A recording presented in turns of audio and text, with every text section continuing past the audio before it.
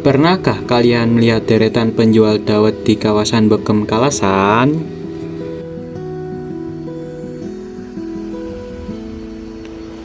Halo semuanya, kami dari Program Studi Kewirausahaan Universitas Amigem Yogyakarta. Pada video ini, kami akan melakukan observasi dan wawancara terhadap salah satu UMKM kuliner tradisional yaitu Dawet Mang Mriki yang berada di kawasan Bogem Kalasan, Sleman. Selain melakukan wawancara, kami juga memberikan kontribusi berupa pembuatan katalog produk sebagai media promosi usaha.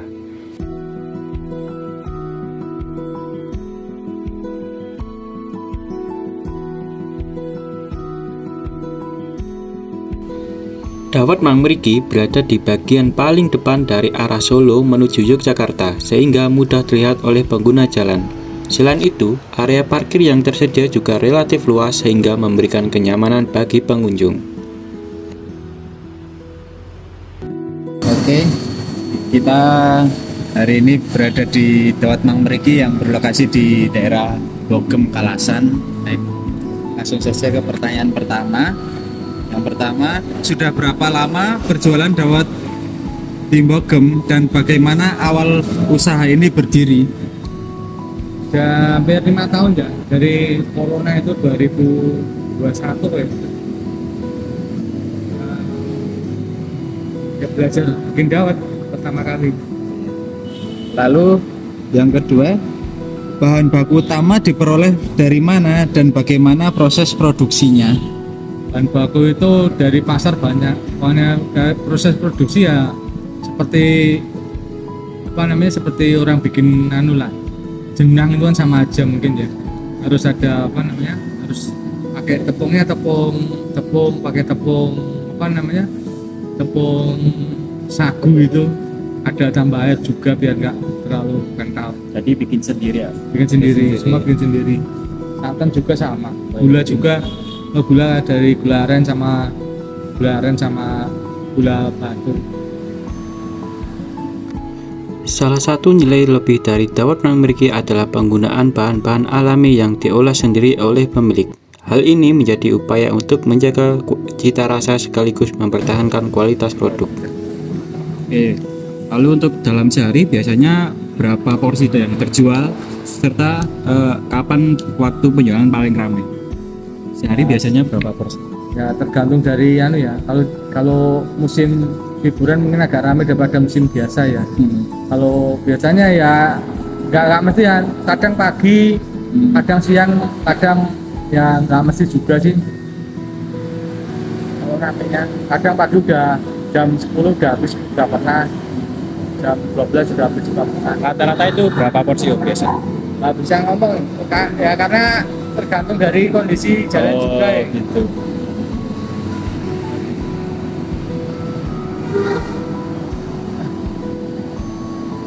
Lalu berikutnya, siapa mayoritas pelanggan yang membeli dawet Bogem? Rata-rata orang luar ya. Kalau orang daerah sini jarang. Rata-rata kan orang luar enggak. Nah, biasanya dari Taman, biasanya dari Candi Prambanan. Wisatawan Candi Prambanan berarti. Berdasarkan hasil wawancara, mayoritas pelanggan berasal dari luar daerah, terutama wisatawan yang telah berkunjung ke kawasan Candi Prambanan. Lokasi yang strategis menjadi salah satu potensi utama bagi keberlangsungan usaha ini. Lalu, menurut jenengan, apa keunggulan atau ciri khas dawet Bogem dibandingkan penjual dawet lainnya? Sebenarnya sama aja ya, tergantung dari penjualnya itu sendiri ya. Ada yang yang pasti kalau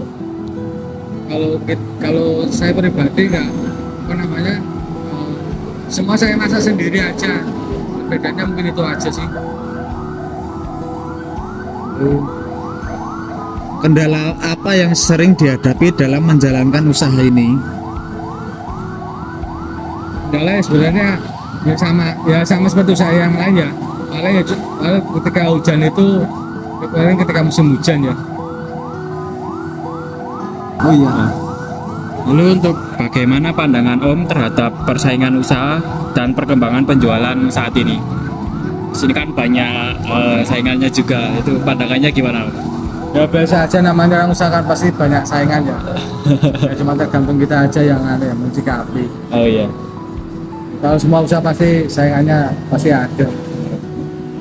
Iya, aman-aman aja ya, nggak gimana-gimana. Yo enggak lah, namanya banyak yang kenal juga, orang jual jauh sini juga banyak yang kenal kok. Ya biasa-biasa aja. Ini namanya orang dagang wajar lah.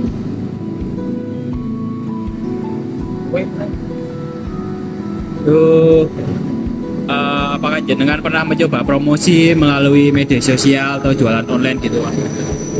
Enggak pernah dulu, tapi ya karena sini apa namanya perbatasan ya jadinya agak susah ya. Dulu udah pernah di Shopee, pernah di Grab sama GoFood, nggak pernah itu. Cuma karena sini perbatasan agak susah juga. Nggak, jarang juga. Saya tanya-tanya teman yang itu jual dapat juga jarang orang order juga loh dari apa namanya dari itu Dari online ya? online.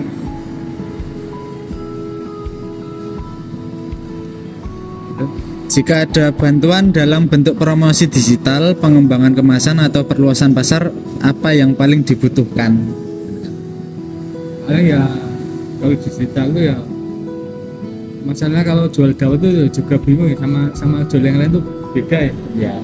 Karena kan itu kan pasti cepat barang cepat tani ya, basi ya. Nah nggak awet juga ya. Sebenarnya juga ya. Kalau digital kalau soalnya jualan yang agak kayak souvenir itu mungkin beda ya. Bisa dikirim kemana-mana. Kalau dawet itu paling cuma pesanan itu ya.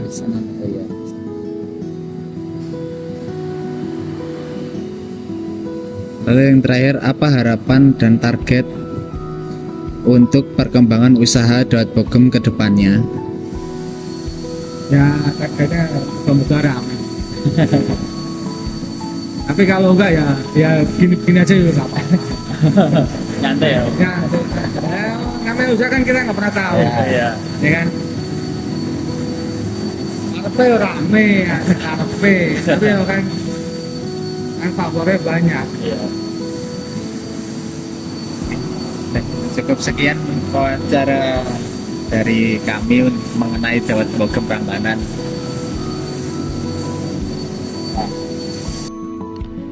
Sebagai bentuk kontribusi kepada UMKM, kelompok kami menyusun katalog produk dan juga banner yang berisi informasi mengenai varian menu serta identitas usaha. Katalog dan produk ini diharapkan dapat membantu pelaku usaha dalam memperkenalkan produknya kepada pelanggan secara lebih menarik dan profesional. Melalui kegiatan observasi ini, kami memperoleh pengalaman langsung mengenai bagaimana sebuah UMKM tradisional mampu bertahan di tengah persaingan usaha. Kami belajar bahwa kualitas produk, lokasi yang strategis, pelayanan yang baik, serta inovasi sederhana seperti media promosi dapat menjadi nilai tambah bagi perkembangan usaha di masa depan. Semoga kontribusi yang kami berikan dapat memberikan manfaat bagi Dawet Mang Mriki dan menjadi inspirasi bagi pengembangan UMKM lainnya. Terima kasih. Jadi ini kita serah terima yang kita buat untuk Dawet Mang Mriki. Ya.